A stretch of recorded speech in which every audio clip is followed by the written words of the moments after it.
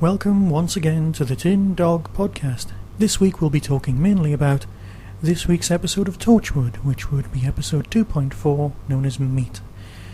Now, if anybody actually listened to the opening music, you will notice that I've kind of gone for a whole League of Gentlemen, Torchwood bit of theme music, mainly because when I was watching this I just kept thinking of Hilary Briss, the butcher from the League of Gentlemen, and his special stuff. Yes, we finally know where the meat comes from. That gives everybody nosebleeds in the League of Gentlemen. The whole world makes sense. If this episode had been written by Mark Gatiss, that would really have fitted. And so, on with the review. Basically, what did I think of it? Well, it was alright. It filled 50 minutes. I've got no major issues with it. It wasn't the best episode in the world, but it was still, in keeping with this season, better than season 1. The pterodactyl made an appearance.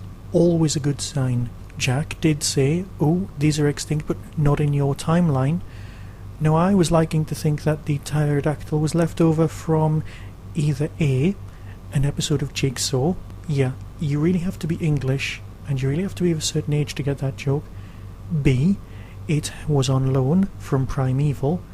Or C, it was left over from Operation Golden Age, the John Pertwee story, Invasion of the Dinosaurs. Probably C, but you just don't know.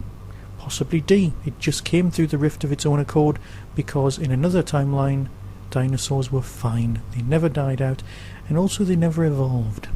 The fact that I'm talking about the background dinosaur is probably not a good sign when it comes to this story. It's called Meat. Is it enough to put someone off eating food? I don't think so. Is it going to turn someone vegetarian who already wasn't considering it? Probably not.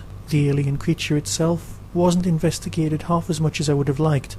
When I was watching it, I was reminded of the old Tom Baker story, The Creature from the Pit, and I did think that's where it was going. I thought that the big wobbly blobby monster was in fact the big wobbly blobby monster from The Creature from the Pit, which was an ambassador, and that would have been really cool if we'd been eating someone who was actually the ambassador from another planet. I really thought that was the way the story was going, and perhaps it was. Perhaps we'll come back to it. We'll never know because of the, and I'm using the little rabbit ears here, mercy killing. There was one scene that made me sort of look at the whole series slightly oddly, and it was the scene that felt as though it had been workshopped rather than written. It was the scene where Wig Girl tells her fiancé what she does for a living, and it really felt like sort of the second week at drama school. Now, these people are talented actors. We've seen them do quite well. We've seen them do very well. Is it the Welsh accent? Is that what it is? I just don't know.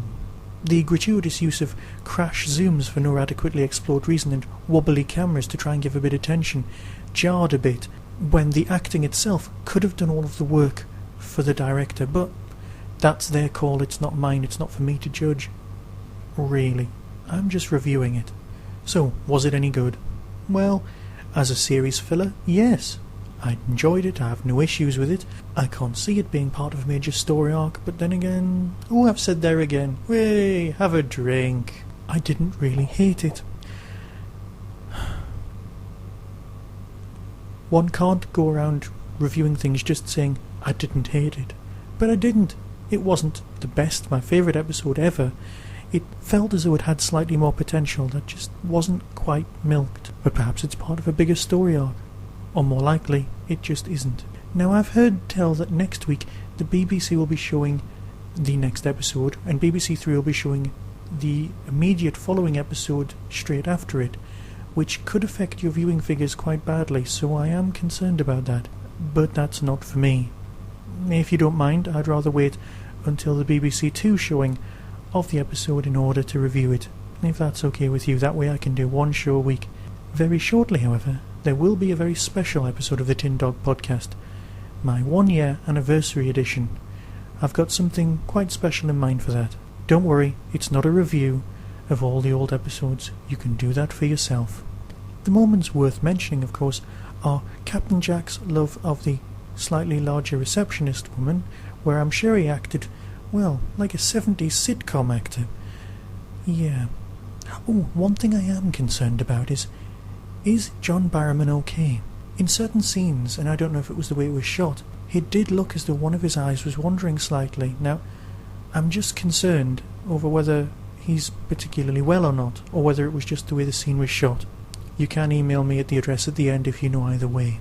This week, of course, Yanto again was on form with a line that made me laugh, where he said, well, you know, we could feed the world, or we could release a single. I smiled. You know, not a bad thing. Look, I'm going to call this review under an end. I've got nothing really else to say, and to be honest, that's kind of what the episode was like. Speak to you soon. Be seeing you.